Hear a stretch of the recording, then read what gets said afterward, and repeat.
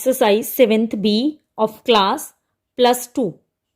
First question है integration of sine m x. Sine m x की integration करनी है।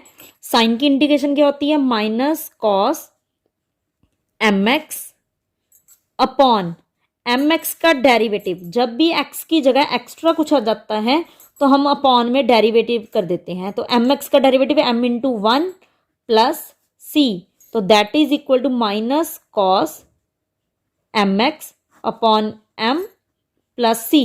तो ये आंसर आ गया। Second question, integration of 2x sine x square plus 1 into d x.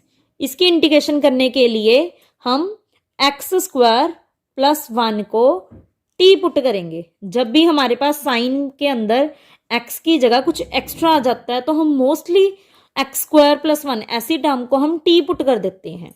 तो एक्स स्क्वायर का डेरिवेटिव क्या होता है? 2x, 1 का डेरिवेटिव 0 इंटू डी एक्स हमने लगाना ही है, टी का डेरिवेटिव 1 इंटू डी टी। तो हमारे पास आ गया 2x dx is equal to d t. तो अब हम वैल्यू पुट करेंगे तो हम साइन, इसको हम बाद में यूज करेंगे। तो साइन एक्स स्क्वायर प्लस 1 को हमने क्या पुट किया था? टी, तो हम यहाँ पे टी लगा देंगे। अब रह गई 2x और dx की बात। अब रह गई 2x और dx की बात। तो हम 2x plus into d x, दोनों की जगह क्या लगाएंगे? dt।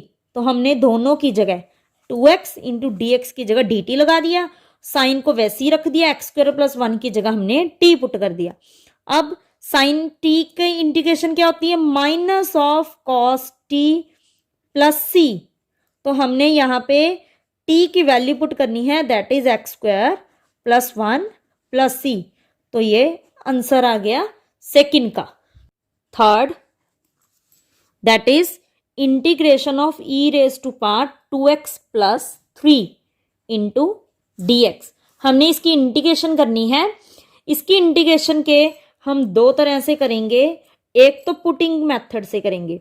x की जगह हमारे पास एक्स्ट्रा क्या आ गया? 2x plus 3। अब हमने इसको t पुट कर देना है। 2 into 1 plus 0 dx equal to dt। इसका डेरिवेटिव क्या आ गया? 2 dx is equal to dt। अब हमने देखा कि हमारी जो स्टेटमेंट है उसमें 2 तो है ही नहीं, तो अब हमने 2 से पहले मल्टीप्लाई और 2 से डिवाइड करके वो टर्म हमने पहले लिख दी। 2 से डिवाइड बाहर रख लिया और जो मल्टीप्लाई की है टर्म वो अंदर लिख ली। अब हम पुटिंग करेंगे। अब हमने e raise to power 2x plus 3 की जगह क्या पुट कर देंगे? t, और 2 dx की जगह 2 यहाँ पे है, dx यहाँ पे, इन दोनों की बजाय हम क्या पुट कर देंगे? dt। तो 1/2 e raise to power t की इंटीग्रेशन क्या है? e raise to power t plus c। तो 1/2 e raise to power t की वैल्यू क्या है? 2x plus 3 plus c। एक हम बिना पुटिंग के मेथड भी कर सकते हैं। हमने देखा कि e की पावर में x की बजाय एक्स्ट्रा आ गया 2x प्लस 3। तो अब हम यहाँ पे e raise to power, e की इंटीग्रेशन क्या होती है? जो भी e की पावर में होता है वही की वही इंटीग्रेशन अपॉन में इसका डेरिवेटिव जो एक्स्ट्रा में है, that is 2 into 1 plus 0 plus c। तो हमारे पास आंसर आ गया 2x e raise to power 2x plus 3 upon 2 plus c। Answer दोनों का सेम आएगा, बस करने का मेथड अलग अलग है। नेक्स्ट है fourth question, integration of 1 by x log x की power m dx where m is greater than 0। तो इस क्वेश्चन में हमने ध्यान से देखना है कि log x का डेरिवेटिव 1/x होता है, वो साथ में ही है। तो हमने log x को t पुट कर देना है। Put log x is equal to t। तो इसका डेरिवेटिव क्या है? 1/x dx is equal to dt। तो यहाँ पे 1/x और dx की जगह हम पुट कर देंगे dt, और 1/log x को हमने क्या पुट किया था? t। तो log x की जगह t पुट कर दिया, तो 1/t raise to power m into d t. इसमें हमने ये ध्यान रखना है कि हमारी पूरी की पूरी टर्म टी में ही हो। ऐसा ना हो कि आधा क्वेश्चन हमारा एक्स में हो और आधा टी में हो, हमारा पूरा आंसर टी में होना चाहिए। इसके बाद 1/t⁻m को हम ऊपर ले गए तो t⁻−m आ गया। इसकी इंटीग्रेशन करनी है हमने। जब भी किसी भी पार की इंटीग्रेशन करते हैं तो उसमें एक 1 ऐड हो जाता है, तो 1 ऐड हो गया, अपॉन में वही टर्म सेम आ जाती है, तो प्लस सी। तो हमारे पास आंसर आ गया। हमने टी को क्या पुट किया था, टी को log x, तो अब हम टी की जगह रिप्लेस कर देंगे log x की पार -m+1 को हम 1 - m भी लिख सकते हैं, तो चाहे -m+1 लिख दो चाहे 1 - m लिख दो, तो एक ही बात है। तो ये आंसर आ गया। 5th क्वेश्चन है cot of log sin x।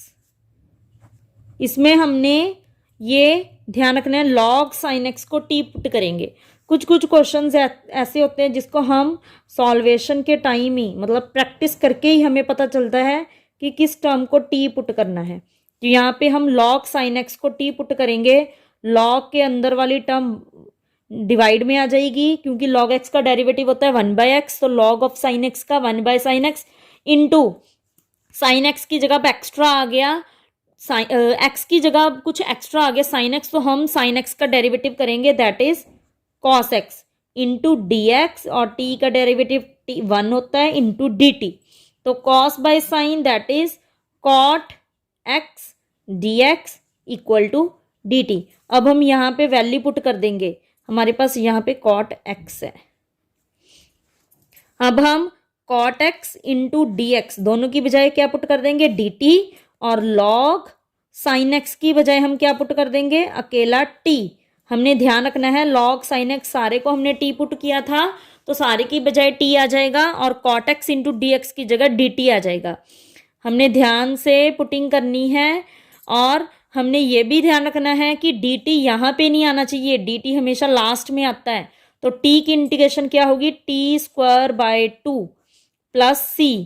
तो अब हमने t की इंटीग्रेशन कैसे की, t की पावर 1 है, तो 1 में 1 ऐड कर दिया, जितनी पार में लिखते हैं वही टर्म नीचे आ जाती है, तो t²/2 हो गया। तो t की अब वैल्यू पुट कर देंगे log ऑफ sin x का whole square divided by 2 plus c, तो ये आंसर आ गया। नेक्स्ट है 6th question, integration of secant x upon log secant x plus tan x into dx। हमने इसकी इंटीग्रेशन करनी है, तो इसके लिए हमने नीचे वाली टर्म को t पुट करना है, तो हम पुटिंग करेंगे put log into secant x plus tan x is equal to t। log के अंदर वाली टर्म वैसे ही सेम डिवाइड में आती है, उसका डेरिवेटिव क्या होता है log x का 1/x, तो हमने उसके log के अंदर वाली टर्म को डिवाइड में लिख दिया, into secant x plus tan x का हमने डेरिवेटिव करना है। सीकेंड x का डेरिवेटिव होता है secant x multiply tan x plus tan x का derivative secant square x into dx equal to dt। अब हमने यहाँ से सीकेंड x को कॉमन निकालना है, इसको वैसे ही उतार दो, 1/सीकेंड x plus tan x, सीकेंड x को कॉमन निकाल देंगे, अंदर क्या बच गया tan x प्लस सीकेंड 2 थे तो एक बाहर निकाल दिया, तो अंदर बच गया second x dx is equal to dt। Second x plus tan x के साथ second x plus tan x cancel हो गया, तो हमारे पास बच गया second x dx is equal to dt। तो अब हमने पुटिंग कर देनी है, सीकेंड x और dx की जगह dt लगा देंगे, और 1/log सीकेंड x plus tan x की जगह पे हम t लगा देंगे। जब भी हम 1/t की इंटीग्रेशन करते हैं तो हमारे पास आता है log of t plus c। हमारे पास आ गया log of t plus c, इसकी ये इंटीग्रेशन का फॉर्मूला है हमारे पास। यहाँ पे हम ये पुटिंग की है हमने, तो अब हमने log ऑफ t की वैल्यू हमने क्या पुट करनी है, log of secant x plus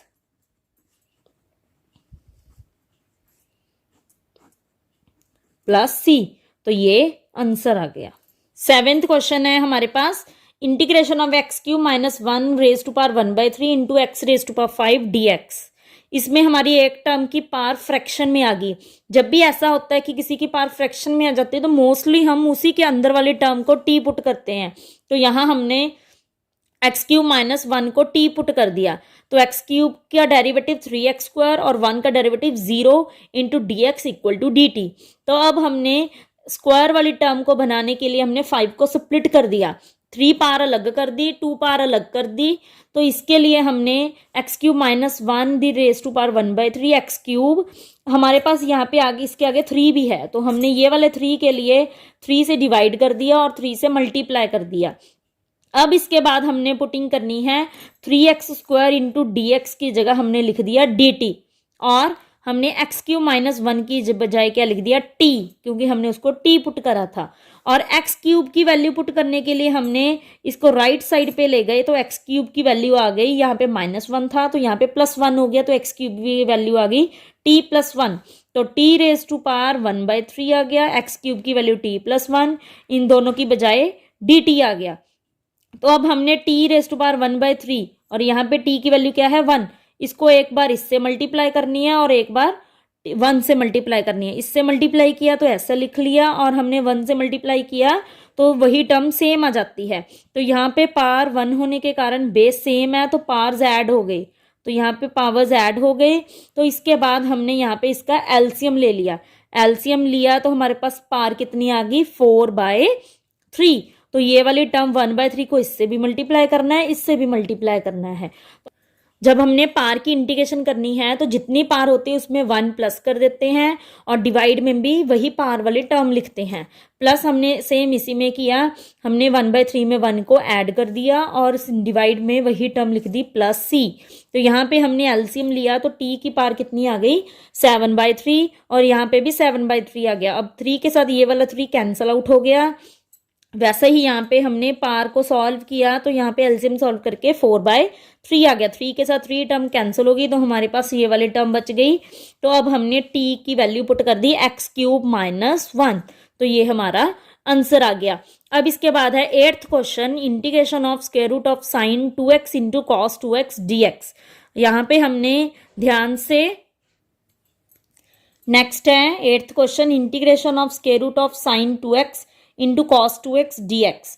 यहाँ पे हमने वही स्क्वायर रूट के अंदर वाली टर्म को t पुट कर देना है, तो हमने साइन 2x को t पुट कर दिया। साइन का derivative cos 2x into 2x extra आ गया, तो इसका डेरिवेटिव 2, तो 2 cos 2x dx is equal to dt आ गया। तो हमने यहाँ पे हमारे पास cos 2x तो है बट इसकी 2 नहीं है, तो हमने 2 से डिवाइड कर दिया, 2 से मल्टीप्लाई कर दिया, तो 2 cos 2x into d x की जगह क्या आ जाएगा dt। तो इन दोनों की बजाय हमने dt पुट कर दिया, और स्क्वायर रूट के अंदर साइन 2x था, साइन 2x की वैल्यू हमने t पुट किया तो यहाँ पे t आ गया, तो स्क्वायर रूट ऑफ t आ गया। अब हमने 1/2 रूट की बजाय क्या कर दिया, उसको 1/2 कर दिया पार को, तो integration of t raise to power 1/2, इसकी इंटीग्रेशन में हम क्या करते हैं तो 1 प्लस कर देते हैं, तो हमने 1 प्लस कर दिया, प्लस को सॉल्व करके 3/2 आ गया। ये वाला 2 के साथ ये वाला 2 कैंसिल आउट हो गया, तो हमारे पास t की वैल्यू हमने पुट कर दी sine 2x raise to power 3/2 upon 3 + c, तो ये आंसर आ गया।